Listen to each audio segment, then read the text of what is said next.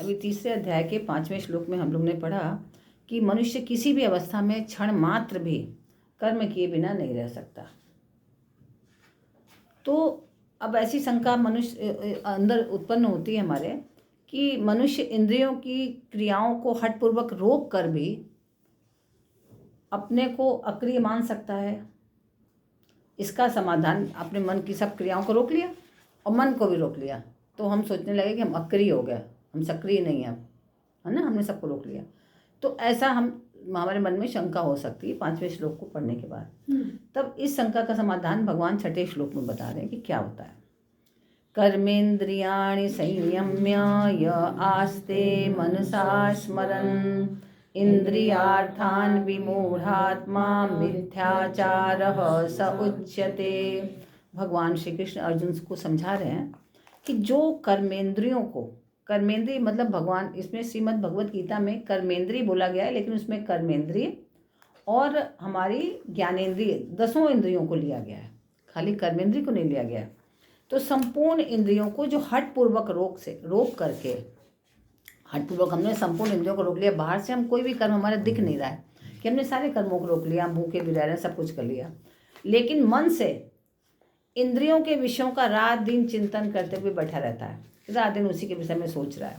तो ऐसा मूढ़ बुद्धि वाला वह व्यक्ति मिथ्याचारी यानी मिथ्या आचरण करने वाला कहा जाता है। जैसे हमने भी आप लोग को बताया कि पूजा कर रहे हैं हम, लेकिन हम देख रहे हैं कि हमने माला पहनाई, हाँ हमने भोग लगाया, सब कुछ करा, लेकिन मन हमारा कहीं और चल रहा है। बहुत से लोगों को आप देखिए, जैसे माला हाथ में लिए जप कर रहे हैं, हरे कृष्णा हरे कृष्णा हरे कृष्णा, और वो इतनी बातें सोच लेते हैं, बताते हैं आके मेरे से कई बार ये कहते हैं, जब हम माला जपते हैं उस समय बड़े अच्छे अच्छे चिंतन हमारे चलते रहते हैं और बड़े अच्छे अच्छे नए नए विचार निकलते हैं। तो हमने कहा भाई माला छोड़ कर तुम जब वही चिंतन ही कर लिया करो, फिर माला जपने से क्या फ़ायदा बताइए आप। कि मतलब आप कह रहे हैं कि हमने 10 माला जप ली और संग में ये बता रहे हैं कि माला जपते जपते हमारे मन में इतने अच्छे अच्छे विचार आए कि हमने नई नई अपने बिजनेस में नए नए ट्रिक लगा दिए सोच के। तो आपका दिमाग उस समय न कि माला जपने में, भगवान का नाम लेने में लगा था, बल्कि किस में लगा था, आपके बिजनेस की नई नई ट्रिक निकालने में। अगर हम जैसे हनुमान चालीसा या शिव चालीसा कुछ पढ़ते हैं ना, ये मैं जब कोई ये पाठ पढ़ रही हूँ तब तो शायद मेरा ध्यान लगता है। अगर हम चालीसा पढ़ रहे हैं ना, क्योंकि वो कुछ आ जाता है कुछ, फिर तो बिल्कुल होता है कि चालीसे के साथ साथ कुछ और भी हो रहा है। शिव चालीसा चाहे हनुमान चालीसा है। मतलब कल मैं वहाँ गई थी सदर में, मैंने एक शिव पुराण खरीदा। वो शिव पुराण मैंने इस करके खरीदा कि थोड़ा सा गद्दे में पढ़ूंगी तो शायद मेरा ध्यान लगे। शिव चालीसा मैं कर शिव चालीसा रही हूँ, जीभ मेरी शिव चालीसा बोल रही है, मन कहीं हो रही है। तो ये होता है कि कुछ चीज़ों में मन लगता है, कुछ में नहीं लगता। जो अब भजन करो, भजन में लग जाएगा, लेकिन जब पता नहीं मुझे शिव चालीसा और हनुमान चालीसा दोनों में ये लगा कि उसमें साथ में मन कहीं और चलता है। देखिए एक बात यह है कि जैसे पहले जो काम हम कर रहे हैं, अगर हमको उसके विषय में सब कुछ जानकारी है तब तो हमारा मन शायद लग जाए। जैसे हमने हनुमान चालीसा पढ़ी, तो हनुमान चालीसा में सबसे पहले क्या कहा गया है, श्री गुरु चरण सरोज रज निज मन मुकुर सुधार। मतलब क्या हुआ, श्री गुरु चरण सरोज रज, कि जो हमारे जो गुरु हैं उनके चरणों के रज को, जो कमल चरण है, चरण कमल है उनके, उसके रज को, धूल को मन में रख करके, जो मन की मैल है ना, कैसे रखेंगे, उस मन की मैल को से रगड़ के हम साफ कर दें पहले। जो हमारे अंदर छल कपट काम क्रोध जो भी चीज़ है सबको पहले हम उसके रज से हमने रगड़ के साफ कर दिया। सरोज रज निज मन मुकुर सुधार, अपने मन को बिल्कुल सुधार, एकदम स्वच्छ कर दिया, निर्मल कर दिया। तब वर्णो रघुवर विमल जस, तब हम उनके जो वर्णन कर रहे हैं, किसके, विमल रस, भगवान के राम का। वर्णो विमल यस जो दायक फलचार, जो 4 तरह के फल देते हैं, जो 4 तरह के फल देने वाले हैं, धर्म अर्थ काम मोक्ष। तो हम क्या है कि जब पहले हम इसको अर्थ ही नहीं पता, पहले तो हमें पहले अपना ये तो साफ करना है, पहले मन है ना। तो जब हमें पता होगा कि हम ये क्यों, बस जैसे याद है ना बचपन से सबको श्री गुरु चरण सरोज रज हिल हिल के सब लोग पढ़े जा रहे हैं, तो उसमें वो आपको जब अर्थ पता हो कि हम उसको क्या कर रहे हैं, क्या चीज़ पढ़ रहे हैं, उसमें क्या कहा गया है, और आगे क्या क्या है, मन क्रम वचन ध्यान जो लावे। अब मन क्रम वचन क्या हो गया, मन से मन भी लगाओ ना अपना, और क्रम नियम से, और वचन वाणी से, और ध्यान दिमाग से, बुद्धि से, तब तो आप फल मिलेगा। आपने न ध्यान लगाया न मन लगाया, और क्रम मतलब रोज करो नियम से, ये नहीं कि एक दिन करके छोड़ दो। तो तब जब हम किसी चीज़ को भी करें, जब हमें उसके विषय में पता हो, क्योंकि पता तो हमें अपने काम के विषय में है जो हम करना चाह रहे हैं, घर गृहस्थी या व्यापार या जो सर्विस, जो भी जो कार्य कर रहा है उसके विषय में तो उसको डेप्थ में नॉलेज है, वो जानता है कि हमें क्या करना है क्या नहीं करना है। ये तो प्रेशराइज होके कर रहा है कि हमें ये करना है, जो एक नियम बताए गए हमारे सनातन धर्म में कि हाँ भी सब मनुष्यों को थोड़ी देर पूजा करनी चाहिए, थोड़ा सत्कर्म करना चाहिए, इससे प्रेरित होकर कर रहे हैं सिर्फ इसलिए। अगर आपको भजन में मन लग रहा है, आप सिर्फ भजन गाओ, वो भी तो भगवान का ही चिंतन कर रहे हैं आप, तो आपको उससे भी आपको मुक्ति मिल जाएगी। आप बड़ी बड़ी नृत्यांगनाएं मुक्त हो गई नृत्य करके। मीराबाई क्या करती थी? मीराबाई माला जपती थी, मीराबाई भजन गाती थी, भगवान के आगे एक तारा लेके हर समय गाती रहती थी, तो उसमें ही उनको मुक्ति मिल गई। तो हाँ, ये आवश्यक नहीं है कि आप खाली हनुमान चालीसा ही पढ़ें। आपको अगर भजन में आनंद लाता है तो आप रात दिन भजन गाएं और खूब मगन होके गाएं। उसमें गाते समय ये ना सोचें कि हमें कौन सुन रहा है, क्योंकि अगर सोचेंगे सोचेंगे हम तो लता जी जैसा तो गा नहीं रहे हैं, हम तो आशा भोसले जैसा गा। आप लता जी बनने के लिए थोड़े बैठी हैं गा रही हैं, ना आप आशा जी बनने के लिए गा रही हैं। आप तो सिर्फ अपने प्रियतम को लुभाने के लिए गा रही हैं जो आपके प्रभु हैं। तो वो आपका ये नहीं देखेंगे कि आप सुर में गा रही हैं कि बेसुरा गा रही हैं, वो तो आपके भाव को देख रहे हैं बिल्कुल। और सबसे उससे भी बड़ी बात, एक बात ध्यान रखिए, सबसे पहले हमने क्या कहा था, भगवान श्री कृष्ण कौन है? ऋषिकेश। ऋषिकेश। तो जब ऋषिकेश है, जब सारी इंद्रियां हमारी उनके बस में है तो हमें ये सब कुछ भी करने से पहले उनके श्री चरणों में प्रार्थना कर देनी चाहिए, हे प्रभु सारी इंद्रियां तो हमारी तुम्हारे ही बस में है, कुछ ऐसी कृपा कर दो कि हम इंद्रियों से तुम्हें, समस्त इंद्रियों से तुम्हें जो है भजन कर सकें, तुम्हारे समर्पित हो सकें। ऐसा ना हो कि बोल तो तुम्हारा नाम ले रहे हैं और काम कुछ और करें, कोई इंद्रियां ऐसा ना हो, इधर उधर ना भटके। तो हर क्षण हर पल करने के पहले उनसे ये प्रार्थना जरूर करिए ऋषिकेश से, तो वही हमारी सहायता करेंगे, हमारी इंद्रियों को अपनी तरफ आकर्षित कर लेंगे। ठीक है, तो इसमें क्या बताया कि जो कर्मेंद्रियों, संपूर्ण जो कर्मेंद्रिय और ज्ञानेंद्रियां हैं, इसको हम हठपूर्वक जो रोक लेते हैं, क्योंकि ये अर्जुन क्या कह रहे हैं कि हम वो क्या चाह रहे हैं कि हम युद्ध नहीं करेंगे। तो युद्ध नहीं करेंगे, तो युद्ध नहीं करेंगे कैसे? केवल कर्म द्वारा नहीं करेंगे। देख रहा है कि नहीं करेंगे मन से, तो द्वेष है ना उसके प्रति, कि भावना है कि भी उसने गलत किया तो उसको उसका प्रतिफल मिलना चाहिए, इसलिए तो युद्ध करना चाह रहे हैं। और क्यों युद्ध करना चाह रहे हैं? युद्ध के लिए खड़े इसीलिए हुए।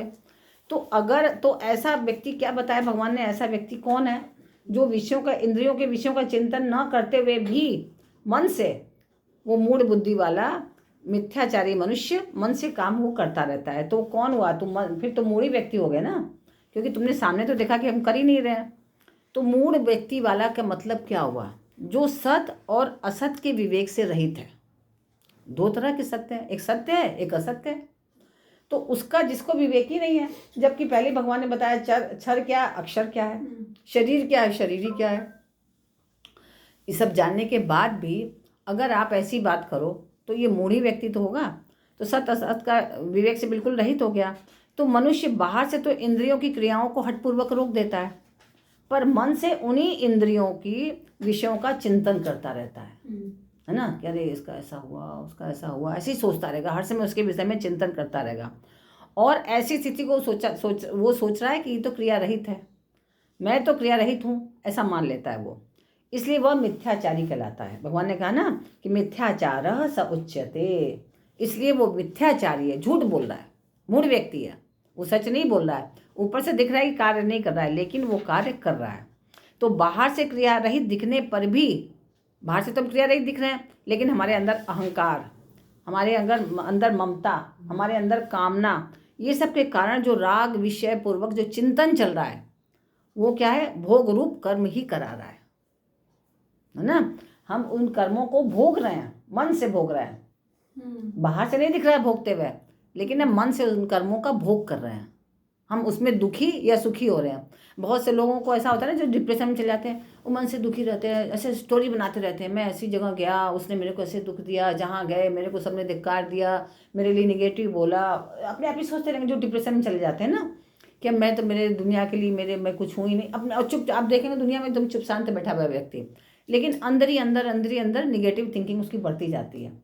और वो डिप्रेशन में जाता रहता है, तो उसका कुप्रभाव उसके शरीर पर पड़ता ही रहता है वो, है ना। हर समय नेगेटिव चिंतन कर रहा है वो, और दिखने में लग रहा है चुपचाप। कहेगा, कोई बोलेगा भाई क्यों इतना दुखी बैठे हो, मैं कहाँ दुखी बैठे, शांत हूँ, लेकिन वो भोग कर रहा है, वो उन चीज़ों से भोग कर, इंद्रियों का भोग कर रहा है, वो निगेटिव थिंकिंग कर करके वो एकदम डिप्रेशन में जा रहा है वो व्यक्ति। उसको समझ में नहीं आ रहा है कि मैं क्या गलत काम कर रहा हूँ। तो सांसारिक भोगों को बाहर से भी भोगा जा सकता है और अंदर से भी। मतलब ऐसा नहीं कि सांसारिक भोगों को हम केवल बाहर से ही भोगते हैं, सांसारिक भोगों को हम दोनों तरह से भोगते हैं, बाहर से भी उसका आनंद लेते हैं, एंजॉय करते हैं, और अंदर से भी भोगते हैं। तो बाहर से राग पूर्वक भोगों को भोगने से अंतःकरण में भोगों के जैसे संस्कार पड़ते हैं, वैसे ही संस्कार मन से भोगों को भोगने पर भी पड़ते हैं। ऐसा नहीं कि हम बाहर से भोग रहे हैं तभी बड़े अच्छे खराब संस्कार पड़ रहे हैं। हम अंदर से, आप जैसे अंदर से अगर आराधना कर रही हैं, पूजा कर रही हैं मन से, अगर आप ट्रेन में बैठी हुई हैं, ट्रेन में ना आप माला ढंग से जप पा रही हैं, ना आप कुछ आराधना कर पा रही हैं, ना भोग लगा पा रही है, लेकिन आपका मन बेचैन हो रहा है कि आपका टाइम हो रहा है कि मेरे को भगवान को भोग लगाना है, मेरे को भगवान को, जैसे जो लोग रोज़ नहलाते हैं भगवान को कि हमें भगवान को नहलाना है, मगर भगवान पता नहीं नहाए कि नहीं नहाए, पता नहीं भगवान ने खाना खाया कि बच्चों ने खिलाया कि नहीं। आप वहीं पर आँख बंद करके बैठ जाओ, आप मन से भगवान को स्नान कराओ, भगवान को मन से वो बल्कि ज़्यादा आप श्रद्धा से करेंगे आप, तो वो जो आपका कर्म भोग है वो ज़्यादा आत्मीयता से होगा आपका, उसका ज़्यादा अच्छा चिंतन, ज़्यादा अच्छी तरह से आप समर्पित होकर कार्य कर पाएंगे जितना वहाँ करती। तो इसलिए भोग तो आप दो तरह से कर रहे हैं कर्म का, तो हम दोनों तरह से चिंतन करने से, चाहे हम मन से करें चाहे हम शरीर से करें, दोनों तरह से भोग का असर पड़ता है।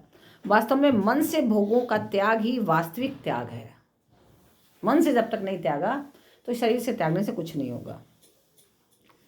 तो भगवान यहाँ पर क्या कह रहे हैं कि हठ पूर्वक इंद्रियों की क्रियाओं को रोक कर अपने को क्रिया रहित मान लेने वाले का जो आचरण होता है वो मिथ्या आचरण कहलाता है ना। इसमें भगवान कृष्ण भगवान इसको समझा रहे हैं अर्जुन को, और इससे ये सिद्ध हुआ कि कर्मों का स्वरूप से त्याग कर देने मात्र से, कर्मों का हमने स्वरूप से त्याग कर दिया, जैसे ही कह रहा है मैं युद्ध नहीं करूँ, तो ये तो स्वरूप से त्याग मात्र हुआ ना, वास्तविक तो त्याग नहीं होगा, क्योंकि मन से तो उसके आक्रोश है ही उन लोग के प्रति, और अंदर द्वंद्व भी चल रहा है, अंदर द्वंद्व भी चल रहा है, तो बिल्कुल वो उससे मुक्त नहीं है वो, तो उनका वास्तविक त्याग नहीं होता। तो इसलिए भगवान वास्तविक त्याग क्या है इसके बारे में आगे के श्लोक में बता रहे हैं, 7वें श्लोक में, 3 अध्याय के 7वें श्लोक में भगवान आगे के बता रहे हैं कि वास्तविक त्याग है क्या।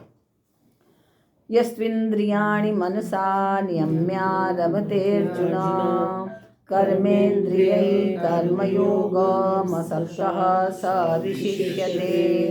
अब भगवान श्री कृष्ण कह रहे हैं कि हे अर्जुन, अर्जुन का मतलब क्या होता है, अर्जुन का शाब्दिक अर्थ है स्वच्छ, स्वच्छ जो रहे। तो भगवान श्री कृष्ण अर्जुन इस समय कहीं पार्थ बोल रहे हैं, कहीं कुछ बोले ना, अलग अलग शब्दों का प्रयोग करते हैं, तो जैसे जो ज़रूरत आवश्यकता अनुसार शब्दों का प्रयोग करते हैं, वो कहीं कौनते बोलते हैं उसको। तो स्वच्छ इसलिए बोल रहे हैं कि तुम तो बहुत ही स्वच्छ हृदय वाले हो, तुम्हारा अंतःकरण एकदम शुद्ध है, फिर भी तुम ऐसी बातें कर रहे हो, तुम्हारे मन में संदेह क्यों हो रहा है, जबकि तुम स्वच्छ हृदय के हो, स्थिर हृदय है तुम्हारा, तुम अस्थिर हृदय वाले भी नहीं हो, फिर भी तुम्हारे मन में ये आशंका क्यों पैदा हो रही है। तो भगवान श्री कृष्ण कह रहे हैं कि हे अर्जुन, जो मनुष्य मन से इंद्रियों पर नियंत्रण करके, मन से, खाली बाहरी इंद्रियों से नहीं कि कर्मेंद्रियों ज्ञानेंद्रिय से कर लिया, उससे नहीं, मन से इंद्रियों पर नियंत्रण करके आसक्ति रहित होकर, आसक्ति रहित मतलब निष्काम भाव से, कोई कामना न हो, निष्काम भाव से अपनी इंद्रियों के द्वारा कर्मयोग का आचरण करता है, अपनी समस्त इंद्रियों द्वारा कर्मयोग का आचरण करता है, वही व्यक्ति श्रेष्ठ है ना, कि जो निष्काम भाव से करता है। पहले भी आपको कहा है ना कि समत्वम योग उच्यते, समता का भाव रखो, निष्काम भाव से करो। तो बार बार कृष्ण भगवान यही समझा रहे हैं हम लोगों को कि बार बार कि समता का भाव रखो, निष्काम भाव रखो, तब आप जो है उसमें सफल हो पाओगे। तो यहाँ पर क्या बता रहे हैं कि मन से इंद्रियों को वश में करने का तात्पर्य है कि विवेकवती बुद्धि के द्वारा, जो हमारी विवेकवती बुद्धि जो भगवान ने दी है, उसके द्वारा मन और इंद्रियों से स्वयं का कोई संबंध नहीं है, क्योंकि ये सब चीज़ें क्या है, इस जब हम पृथ्वी पे आए तब हमें मिली, जो हमारा शरीरी है उससे उसका कोई संबंध नहीं है, शरीरी तो ऐसी चीज़ रहता है ना। जब आप भजन गाती हैं, आपको भजन में सबसे ज़्यादा आनंद आता है ना, तो जब आप भजन गाती हैं तो आप देखती होंगी भजन गाने के बाद आपको किसी से कोई मतलब नहीं रहता होगा, एकदम चित्त शांत हो जाता है, जिसको जिसमें आनंद आता है। किसी को भजन गाने में, किसी को ध्यान करने में, है ना, किसी को आराधना करने में, किसी को अपने बच्चों को प्यार करने में। तो वो अलग अलग स्थितियाँ हैं जहाँ वो आनंद में डूब जाता है। जब वो क्षण जो होता है जिसमें वो वास्तव में आनंद में डूबता है, तब उसको कुछ भी नहीं, वो जो शरीर ही है ना, तो वो उसमें चित्त लग जाता है उसका। और जब उसमें चित्त लगता है तब उसका बाहरी सब चीज़ों से अपने आप ही संबंध टूट जाता है। जब तक हमारा बाहरी संबंधों से संबंध नहीं टूटा है तब तक तो हम उससे विमुख नहीं हो पाते और उसके सम्मुख नहीं जा पाते। लग रहा है कि हम सम्मुख हैं ईश्वर के, लेकिन है नहीं, अपने स्वरूप के सम्मुख नहीं हो पाते, उससे अलग ही रहते हैं, उससे दूर ही रहते हैं। तो यहाँ पर ये भगवान बता रहे हैं कि मन से इंद्रियों को वश में करने का तात्पर्य है कि विवेक बुद्धि द्वारा मन और इंद्रियों से स्वयं का कोई संबंध नहीं है, ऐसा अनुभव करना, कि हम ऐसा अनुभव करें। और मन से इंद्रियों का नियमन करने पर इंद्रियों का अपना स्वतंत्र आग्रह, जैसे इंद्रियां हैं हमारी, वो कभी ये नहीं कहेंगी हम ये देखेंगे ही, मन कहता है। अगर आप मन को रोक लो, हाँ पिक्चर नहीं जाना है, मन ये कहते पिक्चर नहीं देखना है, तो आप कभी आंख नहीं कहेगी कि मैं पिक्चर दिखाओ, कहेगी जबरदस्ती? नहीं कहेगी। अगर आपका मन ना करे कि मैं छोले भटूरे खाऊंगी, तो आपकी जीवा नहीं कहेगी कि छोले भटूरे खिलाओ, वो तो आपको उसको सूखी रोटी भी खिला दो, खा लेगी वो। आप लोग जैन लोग यही करते हैं ना, कि अपने कंट्रोल करते हैं। कैसे कंट्रोल करते हैं? तो अपने मन को कंट्रोल करते हैं, है ना, कि मन से कह दिया हमें ये खाना ही नहीं है, तो जीवा डिमांड ही नहीं करेगी। तो डिमांड कौन कर रहा है? मन। तो मन ही तो डिमांड कर रहा है, हमें रोकना किसको? तो मन को ही रोकना है, पर मन रुकता ही नहीं है। तो नहीं, उसी को तो कंट्रोल करना है ना। मन नहीं, ये तो क्या, ये अभ्यास की बात है। नहीं, मैं वैसे इन जनरली सभी की प्रॉब्लम यही है कि मन ही जो गड़बड़ करा रहा है सोसाइटी में, समाज में, मन ही तो करा रहा है। मन करा रहा है, मन चंचल है, तो वो जो भी चीज चाहना चाहता है, हुक एंड क्रुक को उसे अचीव करना चाहता है, आइदर या गुड वे आइदर या बैड वे, है ना। तो मन की वजह से सब कुछ है, तो मन को ही काबू करना एक चैलेंज है इस समय। बिल्कुल बिल्कुल बिल्कुल। तो मन को ही चैलेंज करने के लिए भगवान बता रहा है ना, कि जैसे कि हमारी इंद्रियां जो है वो नहीं उत्तेजित करती हमें कि ये काम करो, उत्तेजित करता है हमारा मन। तो हमारा मन, हमारी आंख कभी ज़बरदस्ती नहीं करेगी पिक्चर दिखाओ, पिक्चर की जगह उसको कोई भगवान का मंदिर भी दिखा दो तो भी वो खुश है, उसको तो कोई फर्क नहीं पड़ा। उसके लिए मंदिर भी वैसे ही है, उसके लिए पिक्चर भी वैसे ही है, उसके लिए कोई आ जाए तो भी वैसे ही, नहीं आए तो भी वैसे ही है ना, क्योंकि वो तो निर्जीव है। अगर सजीव होती तो मरने के बाद भी चलती, मरने के बाद भी दिखती, जब शरीर के निकल जाने के बाद भी दिखती। वो सजीव थोड़ी ना, वो तो निर्जीव है। वो तो जो शरीरी है उसके कारण हम उस आंख से देख रहे हैं। इन इंद्रियों जो हमारी कार्य कर रही हैं वो शरीरी के कारण कार्य कर रही हैं, क्योंकि शरीर जो अंदर है वो घ्राण शक्ति दे रहा है। अगर आपका मन ना करे, आप मन रोक दे कि नहीं भी हमें स्प्रे नहीं डालना, अपने खुशबू वाला वो नहीं करना हमें, तो मत डालो, क्या फर्क पड़ रहा है?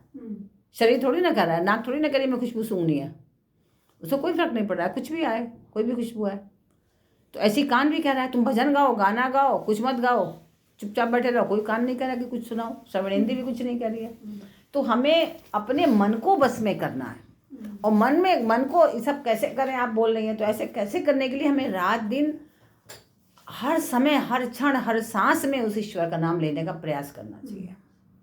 हर सांस में हम बैठे भी हैं ना, तो हरे अंतर से, अंदर ही अंदर, मन में, जोर से चिल्लाने की जरूरत नहीं है। हरे राम जो भी बोलते हैं आप, जो ओम नमः शिवाय, हरे कृष्ण, हरे राम, जो आप जैसे आप गुरु नानक जी का बोलती हैं, जो भी बोलती हैं, जो शब्द बोलता है, हाँ, जो भी नाम लेते हैं वो हर समय लीजिए आप। तो उससे क्या होगा कि आपका मन हर समय उसी में लगेगा। धीरे, पहले तो नहीं भटकेगा मन कि हर समय क्यों ले, लेकिन जब आप आदत डालने लगेंगे हर समय लेने की, तो आदत पड़ने लगेगी, तो आपको उसमें आनंद आने लगेगा।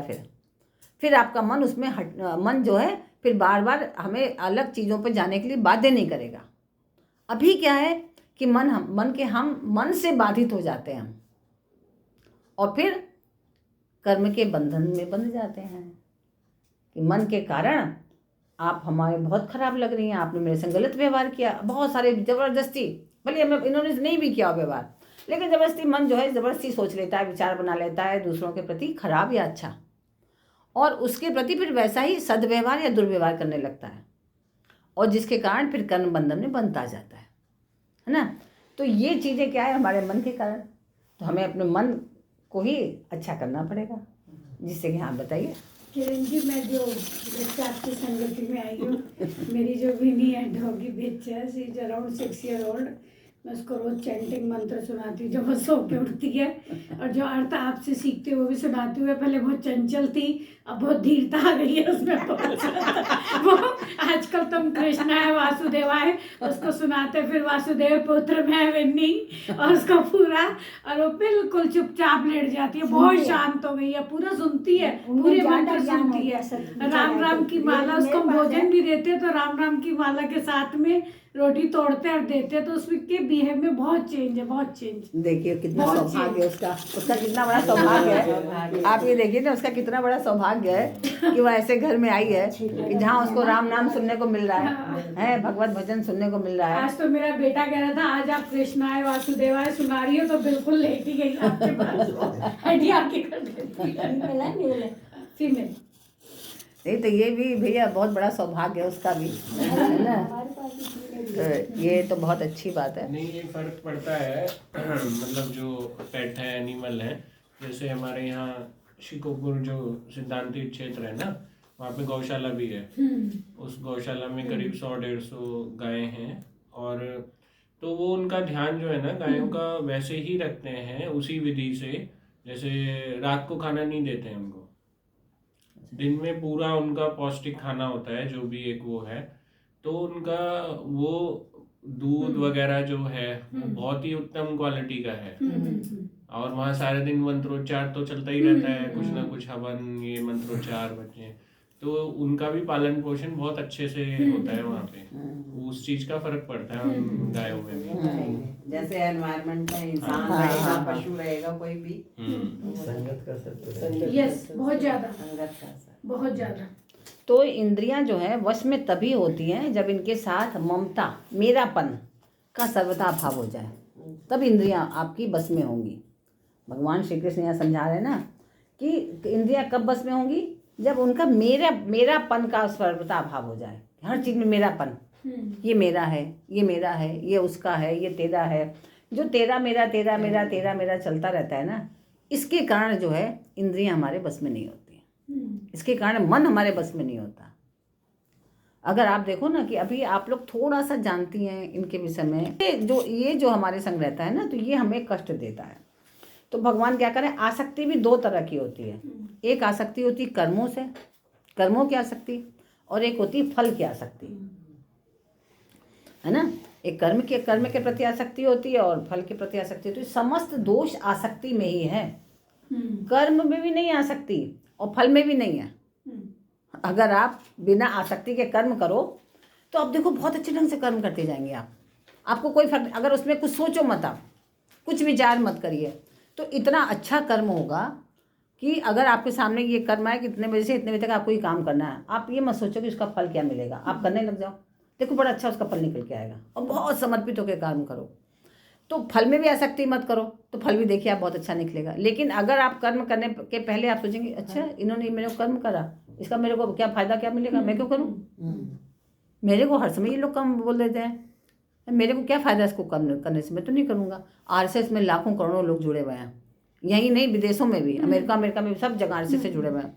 अगर हर बंदा यही सोचता है कि मैं क्यों करूँ, मेरे क्या फ़ायदा मिल रहा है, मेरे को ना पैसा मिल रहा है, RSS में जुड़े हुए पैसा किसी को मिलता ही नहीं है, पैसे देते हैं हम तो, हाँ, और देते ही हैं। और ना कोई ऐसा विशेष नाम होता है, सबका नाम तो वही, कोई मंत्री बन गया तो नाम होगा, बाकी कोई किसी को क्या जाने, आपस में एक दूसरे को जानते हैं। लेकिन एक त्याग की भावना से कर रहे हैं ना कर्म, तो फल तो उसका अच्छा हो ही रहा है, पूरे देश को उसका फल मिल रहा है, एक को थोड़ी ना मिल रहा है। तो यही बता रहे हैं कि आसक्ति भी 2 जगह होती है, कर्मों में और फलों में। तो समस्त दोष आसक्ति में रहते हैं, कर्मों तथा उनके फल में कोई भी दोष नहीं है। आसक्ति रहते हुए योग कभी सिद्ध नहीं हो सकता। अगर हम वैसे भी ध्यान योग कर रहे हैं, आसक्ति युक्त होकर कर रहे हैं, अब ये योग कर रहे हैं, अब तो भगवान हमको मिल ही जाएंगे, अब हम ये ध्यान करें तो सारा ध्यान किस में रहेगा, भगवान में। भगवान मिल रहे हैं, नहीं मिल रहा है तो क्या फ़ायदा, कल से नहीं करेंगे, कोई फ़ायदा नहीं हुआ ना। ऐसे बहुत से लोग आके कहते हैं मेरे से कि मेरे को महीना भर हो गया करते हुए, एक भी फ़ायदा नहीं मिला।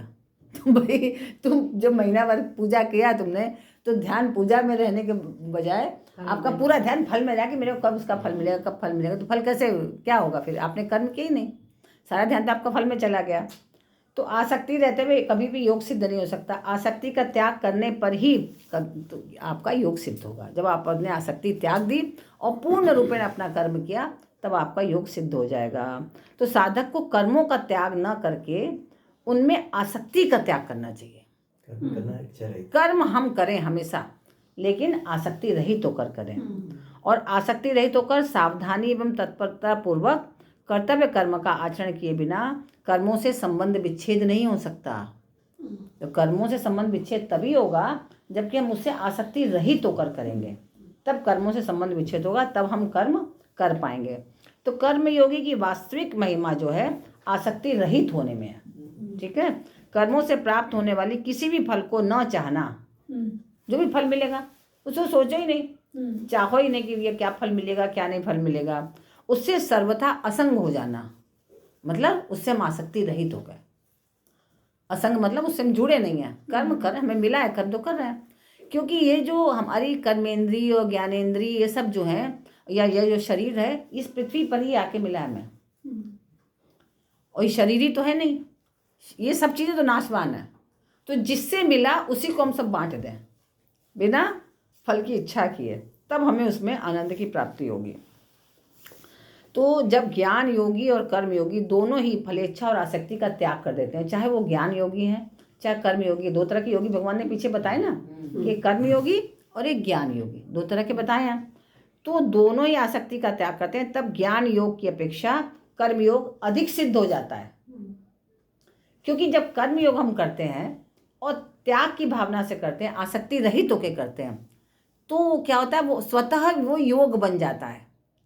और जब हम आसक्ति रहित होकर करते हैं तो हम स्वयं समर्पित हो जाते हैं और हम बिल्कुल मुक्त हो जाते हैं। लेकिन जो ज्ञान योगी है वो पूर्ण रूप से समर्पित नहीं हो पाता। ज्ञान तो मिल गया उसको, लेकिन त्याग कहाँ किया उसने। उसको त्याग करने के लिए पुनः आसक्ति रहित होकर कर्म करना पड़ता है, तब उसको डबल करना पड़ता है, तब उसको फल की प्राप्ति होती है, तब वो सही ढंग से अपने कर्म को कर पाता है। ज्ञान तो आपको बहुत मिल गया, ज्ञान योगी बन गया, लेकिन उपयोग कहाँ किया। अगर कर्म योगी हैं, आपको ज़्यादा ज्ञान नहीं है लेकिन कर्म योगी अपने कर्म में लगे हुए हैं, उसको मुक्ति जल्दी मिलेगी, उसको मोक्ष जल्दी मिलेगा अगर आसक्ति रहित होकर कर रहा है तो। लेकिन ज्ञान योगी है तो उसके लिए उसको पहले कर्म करना पड़ेगा आसक्ति रहित होकर, तब उसको जो है उसको मुक्ति मिलेगी। तो कर्मों का त्याग करना चाहिए या नहीं करना चाहिए, गीता में ये हमेशा कहा गया कि कर्मों में आसक्ति का त्याग करो, कर्म का त्याग मत करो, है ना। कर्म का त्याग मत करो, आसक्ति का त्याग करो। तो कर्मों में आसक्ति ही त्याज्य है। कर्म योग में कर्म सदा दूसरों के हित के लिए किया जाता है। जो कर्म योग है वो कर्म हम दूसरों के लिए करेंगे और योग अपने लिए, है ना। कर्म हम दूसरों के लिए करें और योग जो है हम अपने लिए करें। तो इसीलिए भगवान अर्जुन कह रहे हैं, अब अर्जुन से भगवान श्री कृष्ण कह रहे हैं तुम कर्म करो। कर्म किसके लिए करो? दूसरों के लिए, जनता के लिए करो। तुम राजा हो ना, तुम्हें दूसरों के लिए कर्म करना है। और साधारण मनुष्य भी जो हम कर्म कर रहे हैं सेवा भाव से कर रहे हैं तो दूसरों के लिए कर रहे हैं। तो कर्म करो दूसरों के लिए, योग करो अपने लिए। क्योंकि ये तो घोर कर्म कह रहा है कि ये घोर कर्म मैं ऐसे कैसे करूं। तुम घोर कर्म कैसे कर रहे हो इसको? ये तो तुम्हारा कर्तव्य है, तुम्हें प्राप्त हुआ है और तुम्हें इसको करना ही है। इसलिए जैसे ऐसे ही हम लोगों को भी कोई कर्म प्राप्त हुआ, हम कहें कि हम तो ये कर्म नहीं करेंगे, इसमें हमें एंजॉय नहीं कर पा रहे, या हमें इसमें कोई खराब फल मिलेगा या कुछ भी होगा। तो आपका जो कर्म है और आपका धर्म भी वही है, तो आपको वो करना चाहिए, ना कि आपको उसमें सोचना चाहिए। तो आप इस युद्ध रूप कर्तव्य कर्म घोर दिख रहा है जो अर्जुन को, तो इस पर भगवान स्पष्ट कह रहे हैं कि तुम इसमें आसक्ति रहित होकर करो तो तुम्हें घोर कर्म नहीं लगेगा, तब तुम्हें सही लगेगा। तो इस प्रकार देश काल और परिस्थिति आदि के अनुसार प्राप्त कर्तव्य कर्म, जो भी आपके देश के इस काल के समय के अनुसार जो भी आपको कर्म मिला है उसको निस्वार्थ भावना से करना कर्म योग का आरंभ है। निस्वार्थ भाव से करना। और कर्म योगी भी साधक जो होते हैं वो दो प्रकार के होते हैं। कर्म योगी साधक दो तरह के होते हैं। तो जिसके भीतर कर्म करने का वेग, कर्म करना है ना, एकदम वेग होता है ना, बहुत से लोग एकदम कर्म कर, जैसे बजरंग दल वाले एकदम आतुर रहते हैं, हर समय एक फोन मिला नहीं दौड़ पड़ेंगे एकदम। तो कर्म करने का जो वेग है, आसक्ति है, रुचि तो है, पर अपना कल्याण करने की इच्छा भी है उनके में, है ना। कर्म तो कर रहे हैं लेकिन उसमें स्वतः के कल्याण करने की भी इच्छा मुख्य है उनकी। तो ऐसे साधक के लिए नए नए कार्य का आरंभ करने की जरूरत नहीं है कि हर दिन नया काम आरंभ कर दो, ऐसा नहीं है। क्योंकि कर्म तो हम कर रहे हैं, लेकिन हमारी इच्छा उसमें अपने कल्याण की भी है। तो जो हम अपने कल्याण की इच्छा से युक्त होकर कार्य करेंगे तो हम एक ही कार्य को कर लो, तुम वही बहुत है। फिर नहीं तो जितने काम भी करोगे हर काम में अपने ही स्वार्थ पहले देखने लगोगे। तो इसलिए उसको एक ही काम करना चाहिए और नए नए काम उसके लिए केवल प्राप्त परिस्थिति का सदुपयोग करना चाहिए। जो आपको स्थिति प्राप्त हो गई है उसका सदुपयोग करिए, उसमें अपने कर्म को करिए। और जो दूसरे प्रकार का व्यक्ति है, संसार की सेवा करने में, उसे सुख पहुंचाने में तथा समाज का सुधार करने में अधिक रुचि है, जिससे उसके मन में आता है कि अमुक अमुक काम किए जाएं तो बहुतों की सेवा हो जाएगी, है ना, समाज का सुधार हो सकता है। तो ऐसे साधक नए नए कर्मों का भी आरंभ करें, क्योंकि उनकी भावना तो बहुत अच्छी है ना। वो अपने स्वार्थ के लिए तो सोच ही नहीं रहे, वो तो हमेशा यही सोचते हैं। जैसे हमेशा ये बोलती रहती हैं शिखा जी, अरे वहाँ जाएंगे तो उनका स्कूल में जाके बच्चों का बाथरूम नहीं, लड़कियों का वो बनवा दें, उनको खाना खिला दें। तो नए नए रोज़ सोची हैं, इसमें अपना स्वार्थ नहीं सोचे कि इनको क्या मिलेगा। इनके मुख से कभी हमने नहीं सुना कि ये कहें कि हमें इससे ये चीज़ प्राप्त हो जाएगी, या मेरा नाम हो जाएगा, या मेरे को इससे धन प्राप्त हो जाएगा, ऐसा कभी नहीं सुना। तो ऐसे लोगों को तो जितने नए काम मिले सब प्रारंभ करो, तो ये बहुत ही अच्छे कर्मयोगी हैं। लेकिन ऐसे कर्मयोगी जो कर्म तो कर रहे हैं लेकिन सोचें कि समाज की सेवा तो करें, इसमें हमें लाभ क्या मिलेगा। एक तो इस भावना से करें चलो इनका कल्याण करो, अपना भी कल्याण होगा। एक तो कुछ नहीं तो यही भाव रख रहे हैं, हाँ, एक तो ये भावना रखना, चलो ठीक है तुमने तो जो आपको परिस्थिति मिल गई बस वही कर लो, फिर दूसरा मत उठाओ। लेकिन जो हमेशा सोचता है कि समाज का भला कैसे हो, समाज का भला कैसे हो, उसे पुनीत जी को देखते हैं भी लगे रहते हैं, हर समय किसी से पूछेंगे भाई क्या जरूरत हो तो बताओ हम कर दें। तो ये ऐसे लोग जो है रोज अगर नया काम भी मिले तो नया काम भी उठाओ, तो ये कर्मयोगी भी बहुत महान है। नए कर्मों का आरंभ केवल कर्म करने की आसक्ति मिटाने के लिए ही किया जाना चाहिए ना। ये नहीं कर्म का आसक्ति मिटा, ये नहीं कि हाँ भाई अब नया अब समाज सेवा दूसरी मिली उसमें तो बड़ा धन लाभ होगा। आजकल समाज सेवा लोग धन के लिए भी करने लगे हैं, खूब नाम हो गया समाज सेवा, लेकिन उसमें धन, जिसको बोलते हैं, हाँ एनजीओ जिसमें कर रहे हैं, तो उसमें ज़्यादातर पैसा जुटाने में लोग लगे रहते हैं। तो भैया तो ऐसे लोगों को तो कहा है गीता ने कि बस तुम्हें जो एक काम मिल गया बस वही करते रहो। तुम अपने को कर्मयोगी मान रहे हो तो एक ही काम करो, बस ज़्यादा मत उठाओ, नहीं तो हर दूसरा करें। हम दिखा रहे हैं समाज में कि बड़ा काम कर रहे हैं, लेकिन जो समाज जिनके हृदय में समाज कल्याण की भावना निहित है, कोई स्वार्थ नहीं है, आसक्ति रही तो करके कि इसमें क्या होगा क्या फल मिलेगा कोई उनको मतलब नहीं, बस उसका भला हो जाए जो सामने बैठा है, इस भावना से जो काम करें तो उनको नित्य नए नए कार्य शुरू करना चाहिए। जो अपने स्वार्थ का फल की आसक्ति का त्याग करके मात्र प्राणियों के हित के लिए कर्म करता है वही व्यक्ति श्रेष्ठ है। भगवान ने क्या कहा है, सह विशिष्यते कर्मयोगम आरभते सह विशिष्यते। वही व्यक्ति श्रेष्ठ है कि जो दूसरों के हित के लिए आसक्ति का त्याग करके सर्वथा स्वार्थ का त्याग करके कर्म करता है, वही व्यक्ति श्रेष्ठ है। कि उसकी मात्र क्रियाओं का प्रवाह संसार की तरफ हो जाने से, जो उसकी क्रियाएं प्रवाह हो रहा है, मैं ये काम करूं मैं ये काम करूं, तो किसके लिए प्रवाह हो रहा है आसक्ति का, संसार के लिए मात्र कर रहा है, तो वो अपने प्रति खुद ही असंग हो जाएगा। फिर उसके मन में ये नहीं रहेगा कि मैं अपने संग हूँ, मैं अपने लिए करूँ, अपने से हट जाना और दूसरों में लग जाना, ये है असंगता, हम अपने साथ नहीं हैं। तो अपने कल्याण की इच्छा हो, स्वभाव में उदारता हो और हृदय में करुणा हो, तो दूसरे के सुख से सुखी और दुख से दुखी हो जाए, तो ये तीन बातें होने पर मनुष्य कर्मयोग का अधिकारी हो जाता है ना। कि हमेशा दूसरों के हित की सोचे, दूसरों का हित कैसे हो जाए, तो वो जो है, और दूसरों के दुख को देख के बड़ा दुखी हो जाए कि अरे कितना दुखी है, उसका सुख देखकर बड़ा खुश भी हो, अरे वाह तुम तो बहुत अच्छे हो, अच्छी बात है। और संग में अपना भी अकल्याण नहीं चाह रहा है, तो इसलिए आसक्ति रही तो कि कर्म कर रहा है, क्योंकि इसको मालूम है कि हमारा कल्याण कब नहीं होगा, जब हम आसक्ति से युक्त होकर कर्म करेंगे।